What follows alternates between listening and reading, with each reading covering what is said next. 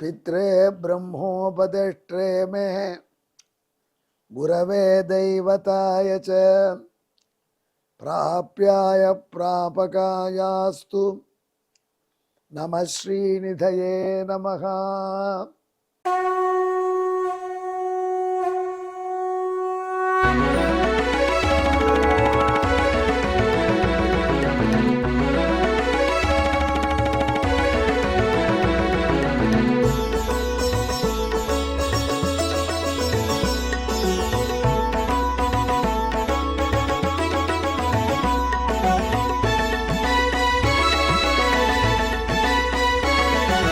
सहस्रनामं सहस्रनामं श्रीवेङ्कटेश सहस्रनामं सहस्रनामं सहस्रनामं श्रीवेङ्कटेश सहस्रनामं।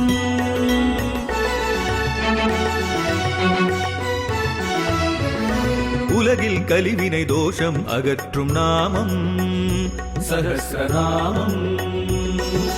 உயர்வுகளை வாழ்வில் அளிக்கும் நாமம் சஹஸ்ரநாமம். திருமலையில் தினம் அர்ச்சனை நடைபெறும் நாமம் சஹஸ்ரநாமம். திருவேங்கடனின் தரிசனம் காட்டும் நாமம் சஹஸ்ரநாமம். சகஸ்ரநாமம் சகஸ்ரநாமம் ஸ்ரீவேங்கடேச சகஸ்ரநாமம் சகஸ்ரநாமம் சகஸ்ரநாமம் ஸ்ரீவேங்கடேச சகஸ்ரநாமம்.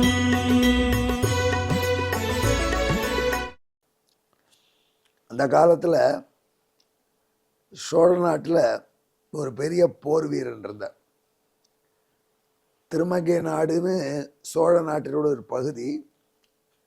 அதுக்கு தலைவனான போர் வீரன் இளைஞன் நீலன் என்று பெயர். பிரமாத பர்சனாலிட்டி. அப்பேற்பட்ட நீலன் எந்த பெண்ணை திருமணம் செய்யணும் ஆசைப்பட்டாலும் கொடுப்பா. அப்பேற்பட்ட பதவி, அப்பேற்பட்ட வலிமை. சோழ நாட்டில் தளபதி சோழ பேரரசனுக்கு ரொம்ப பிரியமானவன். அந்த நீலன் ஒரு முறை திருவள்ளக்குளம்ங்கிற ஊருக்கு போனால் எதிர்ச்சியாக ஒரு பெண்ணை பார்த்தார். அந்த பெண்ணை பார்த்த உடனே அவளைத்தான் திருமணம் செய்ய வேண்டும் என்று நினைத்தார். அந்த பெண் யார் என்று விசாரித்தால் சொன்னார்கள், இங்கே ஒரு வைத்தியர் இருக்கார், ஆயுர்வேத வைத்தியர், அவர் வளர்ப்பு பெண். வளர்ப்பு பெண் என்றால், சார் அந்த பெண் அப்சர ஸ்திரீ. இந்த வெள்ளக்குளத்தில், திருவள்ளக்குளத்தில் ஒரு வெள்ளை குளம்னு இருக்குது. இந்த குளத்தில் தாமரை பூவை கொய்து கொண்டார்கள் அஸ்திரஸ்திரிகள். வானத்திலிருந்து விமானத்தில் அந்த அப்சரஸ்திரிகளில் ஒரு பெண் ரொம்ப சீரியஸாக இந்த குளத்தை சுற்றி பார்த்து கொண்டிருக்கும் பொழுது மற்றவர்களை விமானத்தில் ஏறி போயிட்டார். அந்த விமானம் போனதுனால தவித்தாள் அந்த பெண். அவளுக்கு அடைக்கலம் கொடுத்தார் அந்த மருத்துவர். அதனால் அவர் வீட்டு பெண்ணாக வளர். பேரழகு பெட்டகம். பார்த்தான் நீலன், இவளை தான் எப்படியாவது திருமணம் செய்து கொள்ள. எனவே நீலன் அவர் அந்த மருத்துவர்கிட்ட உன் பெண்ணை எனக்கு கல்யாணம் கொடு, குமுதவல்லி என்று பெயர் வைத்திருக்கிறாமே அந்த பெண்ணை. அது நாம் அட்டப்பட்டால் போராதுப்பா, அது அப்சரஸ் பெண்ணு, பேரழகி, அவளைத்தான் கேட்கணும்னு. குமுதவல்லி, இந்த நீலனை திருமணம் செய்து கொள்கிறாயான்னு கேட்டார். குமுதவல்லி சொன்னா, நான் விஷ்ணு பக்தை, என்னுடைய கணவன் ஒரு விஷ்ணு பக்தனாக தான் இருக்கணும். அதனால் என்னுடைய கணவன் சங்கச்சக்கர சின்னம் பொறுத்து ஸ்ரீ வைஷ்ணவனா. இவர் சங்கச்சக்கர சின்னம் பொறுத்துண்டு வரட்டும், அப்புறம் பேசும். உடனே சேனாபதி சங்கச்சக்கர சின்னம் பொறிக்கிற குரு யாரும் விசாரித்தான். எல்லா குருமார்களும் இவனுக்கு போய் சமாசனம் பண்ண போய் சக்கரத்தை சுட தோளில் வச்சா பலாரம் அடிச்சுவிட்டான்னா என்ன பண்ணுறது? ரொம்ப பேர் முன் வரலை. உடனே பார்த்தான் வேறு வழி இல்லைன்னு சொல்லி நேர சோழ நாட்டு தளபதியால் சோழ மன்னருக்கு அருள் புரிந்த நாச்சியார் கோயிலில் போய் அங்கே இருக்கக்கூடிய சீனிவாச பெருமாள்கிட்ட சரணம் புகுந்தான். எனக்கு வழிகாட்டு, எனக்கு சமாசனம் பண்ணி வைக்கிறதுக்கு யாரும் முன் வர மாட்டேங்கிறா, நீ தான் அனுகிரகம் பண்ணணும் அப்படின்னு கேட்டார். நீலன் சரி என்று சோழ நாட்டில் செம்பியன் கோச்சங்கடான் சோழனுக்கு அனுகிரகம் பண்ணி சீனிவாச பெருமாள்கிட்ட பிரார்த்திச்சவாறு பகவானே இவனுடைய ஆசையை கண்டு தானே சங்க சக்கர சின்னம் பொறித்தார். நான் ஸ்ரீவைஷ்ணவன் ஆயிட்டேன் என்று சொல்லிக்கொண்டு நீலன் குமுதவல்லிகிட்ட காண்பிச்சான் சங்க சக்கரத்தை. Very good. அடுத்த கண்டிஷன், தினம் 1008 பேருக்கு தாங்கள் ததியாராதனை செய்ய வேண்டும் ஸ்ரீ வைஷ்ணவர். அதன் பிறகு அவர்களுடைய ஸ்ரீபாத தீர்த்தத்தை ஸ்வீகரிக்கணும். அப்புறம் கல்யாணம் பண்ணலாம். ஒன்று 1008 பேருக்கு டெய்லி சாப்பாடு போடுறதுனா அவ்வளோ ஈஸியாக. அன்னதானம், திருவேங்கடபடி அவனுடைய அன்னதானம் பண்ணலாம், எல்லாரும் பண்ண முடியுமா? ஆனால் நீலன் செஞ்சான். வாழை இலை மூத்திர 1008 இலைகள். அதற்காக ஒரு கிராமத்திலே பெரிய வாழைத்தோப்பு போட்டான். அந்த இடம் எப்பவும் இருக்குது, காமிக்கிறாங்க. எப்படி ஒன்று ஒன்று செஞ்சு நல்லா பிரமாதமான ததி ஆராதனை பாகவதர்களுக்கு 1008 பேருக்கு தினந்தோறும் செய்தான். ஒரு வருடம் ஆன உடனே திருமணம் செய்துட்டான். அதை தொடர்ந்து செய்யணும், அப்போதான் என்னை நெருங்க முடியும்ட்டார். அதை தொடர்ந்து செய்தார். எவ்வளோ நாள் தான் செய்ய முடியும்? பணம் இல்லை. பணம் இல்லாத பொழுது பார்த்தார். அப்போ தான் சோழ மன்னனுக்கு கட்ட வேண்டிய கப்பா பணம் வச்சிருக்கு. நிறைய பேர் கொடுத்துருக்காங்க. அது சரி, இதுக்கு பயன்படுத்துவோன்னு பயன்படுத்திட்டார். இப்படி சோழனுக்கு வர வேண்டிய கப்ப பணத்தை எடுத்து சமாராதனை பண்ணுறான். பாகவதர்கள் உணவளிக்கிறான்னு அவன் மீது கம்ப்ளைண்ட் போச்சு. ஒரு தூதுவரை அனுப்பிச்சு மன்னன் கப்ப பணத்தை கொடுன்னு கேட்டான். கப்ப பணம் கொடுக்கறதுல போன்னு அவனை அடித்து விரட்டி விட்டார். உடனே அவனே படையெடுத்து வந்தான். வீரப்போரிட்ட திருவங்க நீலனை பார்த்து, ஏவா நீலா, உன் போரிலே உன் திறமையை மெச்சுக்கிறேன்னு வர சொல்லி அவரை சமாதானம் பண்ணுற மாதிரி பண்ணி கையில் விலகு போட்டு அவரை கைது செய்தான். நல்லவர் ஆகினால நாச்சியார்கள் கோயில்லையே, சீனிவாச பெருமாள் தான் அங்கே இருக்கார், அவருடைய கோயில்லையே அவரை சிறை வச்சுட்டு போயிட்டான். கோயிலுக்கு முன்னாடி ஒரு அறை, அதில் சிறை வச்சுட்டு போயிட்டான். கோயில் காம்ப்ளெக்ஸில் முன்பக்கத்தில் ஒரு அறை, அங்கே சிறை வச்சுட்டு போயிட்டான். நீலன் ரொம்ப வருத்தப்படுறான். கப்பங்கட்டலைன்னு நம்மளை சிறை போட்டானே, நம்ம குமுதவல்லி கொடுத்த ப்ராமிஸ் படி டெய்லி 1008 ஸ்ரீ வைஷ்ணவர்களுக்கு உணவளிக்கணுமே, இப்படி போய் சிறையில் மாட்டி விட்டானேன்னு கதறினார். உடனே அப்படி கதறிண்டே அப்படி தூக்கம் அடிச்சுது. தூக்கத்தில் ஒரு கனவு கண்டார். காஞ்சிபுரத்தில் ஒரு இடத்துல ஏகப்பட்ட புதையல் இருக்கா மாதிரி. மன்னனை கூப்பிட்டார் மறுநாள், காஞ்சிபுரத்துக்கு அழைச்சிட்டு போவோம், உனக்கு புதையலாக வச்சுருக்க, பணம் கொடுக்குறேன்.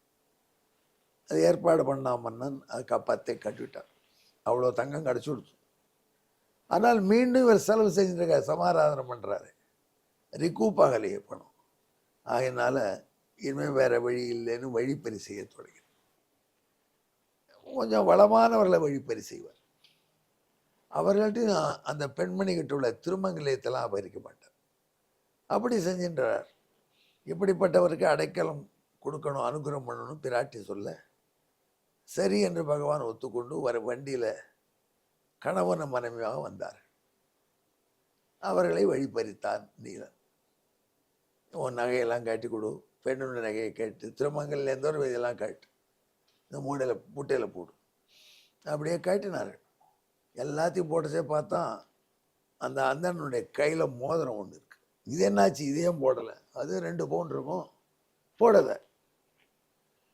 அப்போ கழட்ட வரல. ஏன் கழட்ட வரல? நான் கழட்டுறேன்னு இழுத்தான், வரல. உடனே இப்படி பல்ல போட்டு கடிச்சு இழுத்தான், வந்துடுச்சு.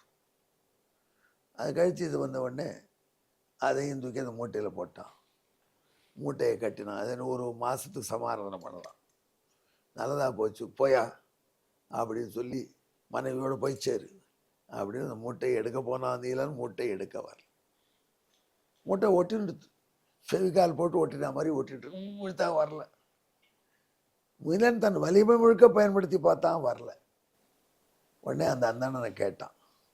அந்தணனே, நீ என்னவோ மந்திரம் போடுற, அந்த மந்திரத்தினால தான் இது வரமாட்டேங்குது. அந்தணன் சொன்னால், கவலைப்படாத, அந்த மந்திரம் எனக்கு ஒன்றுமே தெரியாது, நான் ஏதோ சொல்ல தெரிஞ்ச ஒரு மந்திரம் அதை சொல்லித்தரேன்னு அக்ஷாட்சரத்தை உபதேசம். அதை வாங்கின்றவாறே குலம் தரும் செல்வம் தந்திடும், அடியாறு படு துயர 1000 எல்லாம் நிலந்தரம் செய்யும், நீள் விசும்பொருளும் அருளோடு பெருமளிக்கும் அலந்தரும் மற்றும் தந்திடும் பெற்ற தாயினும் ஆயின செய்யும் நலந்தரும் சொல். அந்த மந்திரத்தை கேட்டு நீலனபடியே வாடினேன் வாடி வருந்தினேன் பாடத் தொடங்கினார். திருமங்கை ஆழ்வார் ஆயிட்டார். நினச்சி பார்த்தார், நமக்கு நிதி கொடுத்தான். அந்த எம்பெருமான பேரை சொல்லி அல்லவா முதல்ல பிரபந்தத்தை ஆரம்பிச்சிருக்கணும். நாம் என்ன பண்ணிட்டோம், வாடினேன் வாடின்னு ஆரம்பிச்சிட்டோம். எதற்காக எல்லாரும் வாடுறா, நிதிக்காக வாடுறா. நாமும் நிதிக்காகத்தான் வாடி அவனை சரணம் அடைந்தோம். நமக்கு நிதி கொடுத்தான். எனவே அந்த ஒரு தனி பிரபந்தம் எழுதுவோம் என்று திருக்குறுந்தாண்டகம் என்று பாசுரம் எழுத தொடங்கினார். ஆரம்பிச்ச நிதியினை பவளத்தூணை என்று தொடங்கி இப்படி நிதியாக இருந்து திருமங்கை ஆழ்வாருக்கு நிதி இருப்பதை காட்டி கொடுத்து தானே நிதி என்பதை விளக்கினான் பெருமாளாகினால அவருக்கு நிதி என்று பெயர். இதைத்தான் 478வது திருநாமமாக நாரத பகவான் வசிஷ்டருக்கு உபதேசம் பண்றார். இதற்கு பின்னணியான ஸ்லோகத்தை கேளு.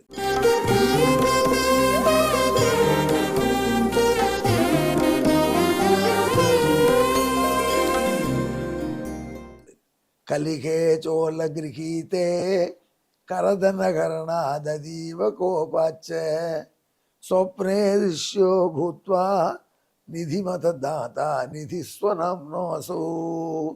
இதற்குள்ள தமிழ் பாட்டு. கலியனை சோழன் கப்பம் வேண்டி சிறையில் அடைக்க நரையூர் சீனிவாசன் கோவிலில் கனவில் கரிகிரி கருணாலயனா நிதி காட்டி காத்த கருணை நிதியினை நிதியே என்றே தொடங்கி குறுந்தண்டகம் பாடி ஆடியதால் நிதியானான் திருவேங்கடத்தானே. எங்கே என்னுடன் கலந்து ஜெபியுங்கள்.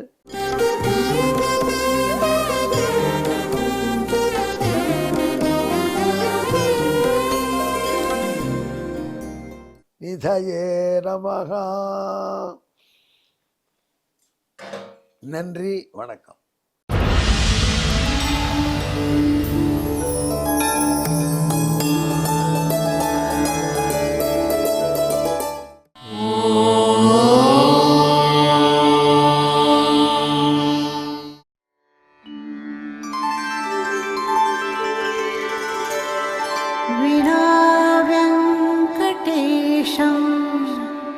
ननाथो ननाथः सदा वेङ्कटेशं स्मरामि स्मरामि.